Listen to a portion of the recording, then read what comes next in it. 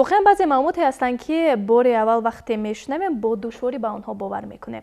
برای مثال در عصر 18 برای تامین ایلоваги به قهوه مسکه ایلова میکردند. آب را 2 مرتبه جوشاندن قطعا ممکن نیست چون که ماده‌های ضررناک در ترکیبش جمع میشوند.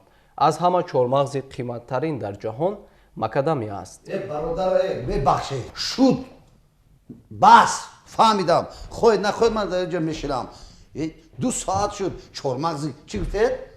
از همه قیمت‌ترین چهارمغز در جهان مکادامیا است. مکادامیا است. میبخشید چند وقت پیش نرخ کارتوشکا را اگر با اینو میفهمید تلخی چهارمغز رو میکفید. مصلحت های مفید ما هم مصلحت مفید داده میتونیم. خب چند مرتبه شد میدرم میبرم وقت نیست. خوب چی خوب لبا ما مصلحت مفید داده میتوانم. ما شما رو از روی نقشت بعد از چند دقیقه دعوت میکردیم ولی به هر حال خوش آمدید.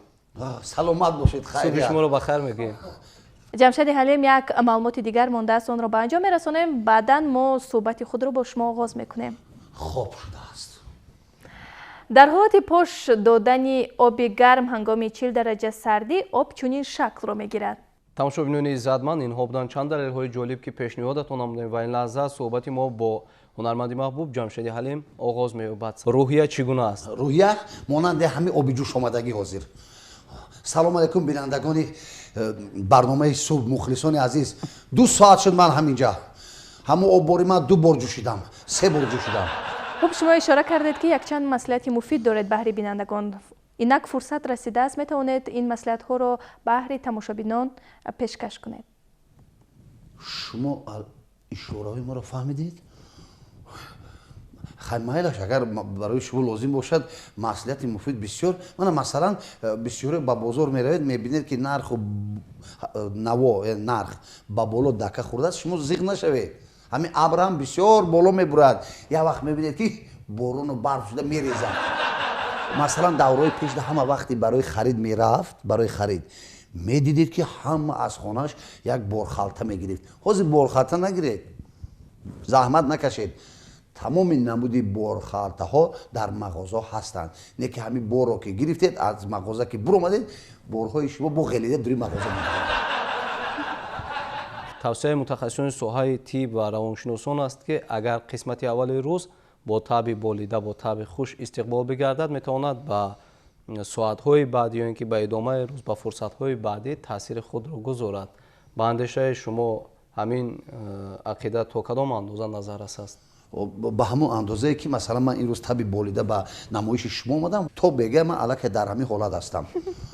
ба саломатӣ бисёр фоида дорад. دیدید هر دو اینا سلامتیشون نرس خنده میشن ما الکی والریانکا بکنیم من حضور یک واقعی تازه پیشکشی مخلصان گردانم اجازت میتید مثلا من هنرهای مردمی منم هنری خوب دارم هنری آشپزی من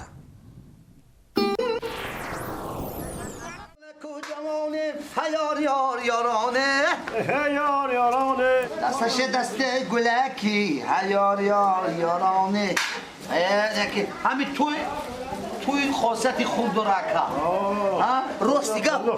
راستیگه بکه من 11 سال شد آشپزم تمام خوراک میپزم همین مرا اساسی آشپزی شغل شدمه میگن شکران دیگه خونی مردم اکا ما اکا راست گفت دست چی میگن دست پنجه هنر هیچ وقت حق مردم ده خیانت نمیکنیم همه ده خوراک وقت ده میرسن شما هم خدا توی که آمده خدمت کنید سلام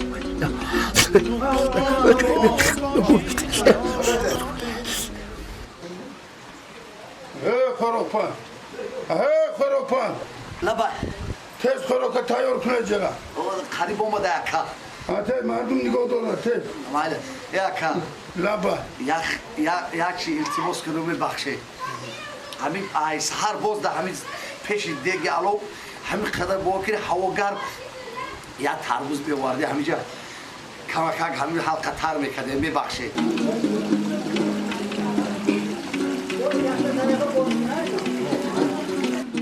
من آشپز من اگه ترمز من مول است اما هم که وزنیشو میبیارم برای ترمز رحمت اکی کمون من فیه برای تو کهدون رفته آوردم کهدون؟ رحمت اکی کلون خدمت میکنم اکی کلون میگه همت بلند دار که مردانی همت بلند با جای رسیدن لنگره با خفه نکنی خیلی ترمز شوار رحمت حلقاق شده بود من خوراک میکشم شورای میمونه جا بجا کنه آشپز تیاره نگیرم لبا اینه تیار کرده برداشت آشپز کجا میمون نوشتگی اینه تیاری سوختگی؟ او تربز نخوردیو؟ یک گفتگو میانگم لو شما همه انا اکی کلون فهمونه که ما یا آدم سیر بودک ممکنه که ما همین تربوزه برای قطعی کودک ما خانه داخل میانگم ای برای خونه تون؟ او شوا گیره برای میبخشه گیره مایلش آشپز رحمت یانگم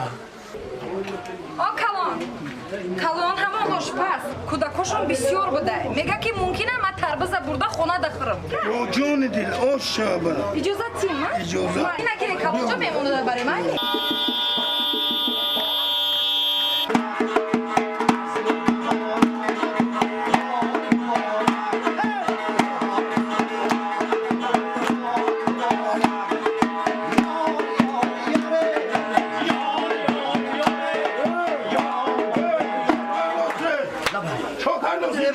شده کمک مردم بود رحمت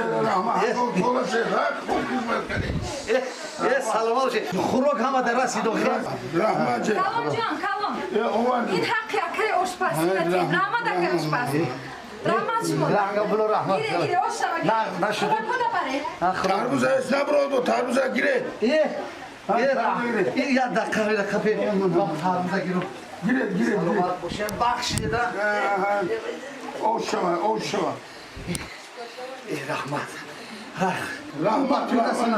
خوب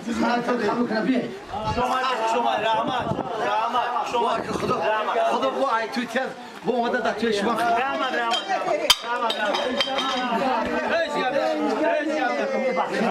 نه نشد هر این خرسندی این خرسند اکره آشپز تو که دیگه شما را تکلیف میکنی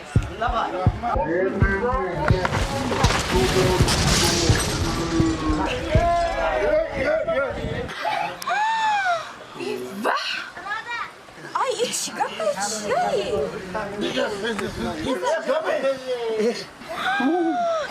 نیمی مهمان دا کارتوشکای خالی رسیده این گوشتو دا اینجا چیکار میکنه؟ ای کجا گرفت؟ کما پرسا تربوزه ای کجا گرفته؟ ای کجا گرفتی؟ ای کهدون خیلی دا کدو بوده بعد تو گوشت ای کجا گرفته؟ تربوز در کجا بوده؟ دا کدو خیلی بچی؟ وقتی که همه گاوی شما کردون در آمده همین تربوز شما گاوتون خورده بسیار هم یک صحنه خوب بود و باور دارم که به تماشابینان نیز پسند آمد. خوب شد میگفتید که حجو اصیل میتواند تربیتگر جامعه باشد. تأثیری مثلا صحنه ها تئاتر کینو با خلق با جوانان یعنی یک موقعیت خوبی خود رو میرساند. بسیار کمبودی ها در اینجا اصلاح میشوند خوشبختی هستین چقدر که امروز در مثلا موضوع اویله داری هست من دیگر مسئله بزرگی که خوشبختانه امروز در جمهوری ما تمام جوانای ما الکی رو به کتابخوانی آوردن یکی از ژانرهای مشکل ترین این یعنی ژانری حجو است کمدی میگن و مقصد از پیشنهاد کردن این صحنه تنها چنانه که درک میکنیم تنها برای یک خنده نیست و این برای تربیت جوانان و جامعه ما است نیم شوخی نیم جدی. در خانه حیوان خانگی داره؟ خیرت شمارش نپرسیدید دارم مثلا از کدام ба овозаш биём ҳамин номаш биём ҳар чизе ки бошад мо ва бинандагон огоҳ шавем ки чи аст. хай ҳозираш ба хонада будагиёш як гов ҳаст як пишак. хуб масалан шавад рӯзе ки анамон гов ё ин ки гурбаи шумо истеъдоди шунидан ва гап заданро пайдо кунад, аввалин гапе ки Ҷамшеди Ҳалим бо ҳамон ҳайвони хонагии худ мезад чӣ буд?